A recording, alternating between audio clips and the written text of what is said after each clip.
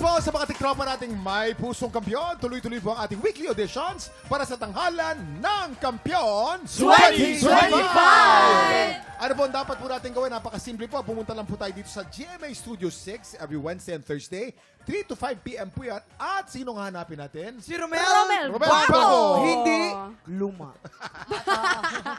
Heto na, teka lang ha. Kasama pa rin natin sina Michael at Jillian. And today, aalamin natin ang opinion nila sa mainit na isyong pinagdaraanan ng isa nating tiktropa. Tara na't makicomment dito sa Heto na nga! Sabi ni June_bride_84. Bata pa lang ako, dream ko na ikasal at magkaroon ng sariling pamilya. And I'm slowly working towards that dream dahil this year, ikakasal na kami ng fiancé ko. Pero recently, feeling ko nanlalamig na siya. Hindi na siya excited at parang sumusunod na lang siya sa agos ng wedding preparations. Ay. At kahapon, nalaman ko sa best friend niya na mahal niya pa daw yung ex niya. Ay! Grabe! Parang nadurog yung puso ko nung narinig ko yun. Oo, mas matagal sila nung ex niya, pero naniniwala akong balang araw makaka-move on din siya. Advice ng friends ko, kung mahal mo ang isang tao, palayain mo. Ayokong sundin yung friends ko, pero tama ba sila? Yan. Jillian and Michael, kayo, anong komento nyo dyan? Actually, si Jill kanina pang gusto sumagot eh. Kasi... Oh, Jill, go ahead. Si Jill muna. Sige. Sa tingin ko po kasi kung ganun, tapos parang pinipilit na lang to stay together, I think it's unfair sa lahat ng parties. So, dun po sa fiancé niya, syempre, paano ba?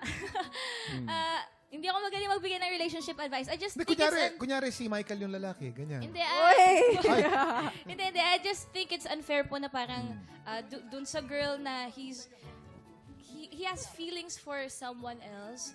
So parang it's unfair na parang pinipilit nila to stay together. Maybe ang magandang gawin is to siguro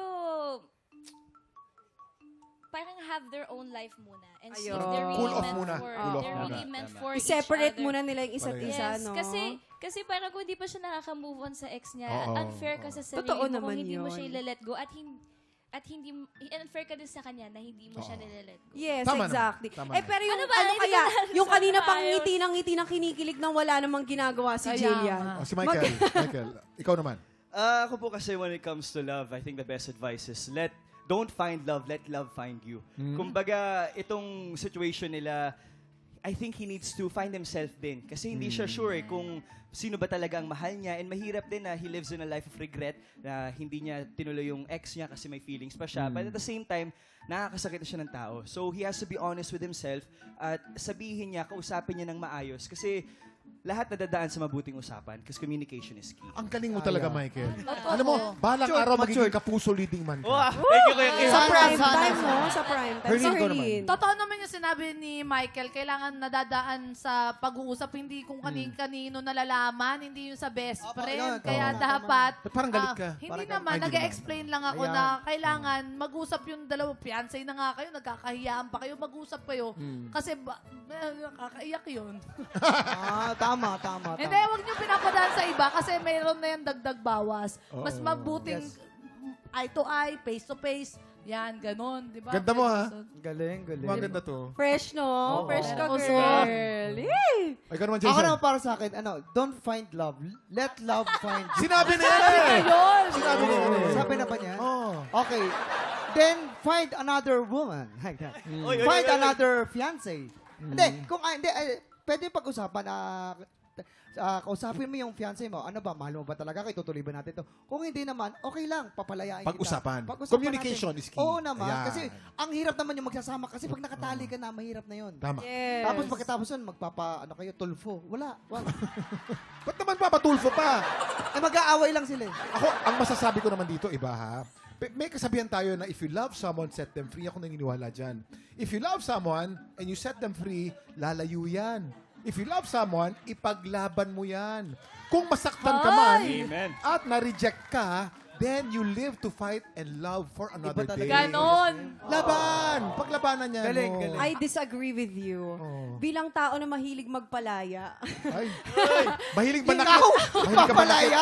Oo. Oh my Hindi. goodness. I mean kasi, kuya, may mga iba't ibang paraan tayo tsaka iba't ibang dahilan kung bakit natin pinapalaya yung isang tao. Sa ano kasi nila, sa problema nilang dalawa, hindi kasi klaro kung ang rason ba talaga ay kung dahil mahal niya pa yung ex niya. Marami kasing reason, kuya, baka mamaya nape-pressure lang siya sa kasal. Oh. Or kaya marami namang bagay na kinakastress niya sa personal life niya na kumbaga na po-project niya dun sa relationship nilang dalawa. So I guess, ang maganda talagang gawin is to talk about it.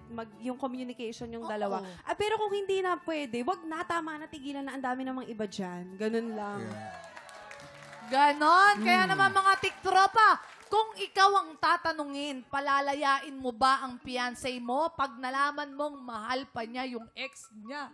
Sugod na sa Facebook page at makicomment na. Time check! Oras na mag-add to cart ng swerte. Double o budol na sa pagbabalik ng TikTok Love!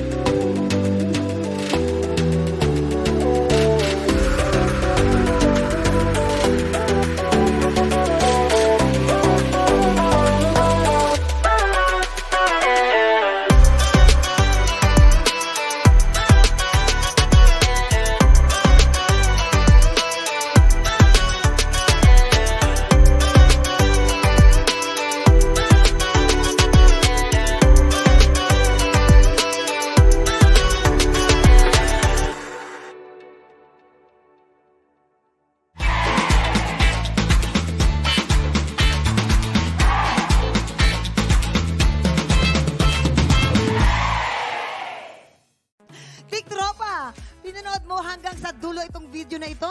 Abay, very good ka! For more happy time, watch more TikTok Lock videos on our official social media pages and subscribe to GMA Network official YouTube channel.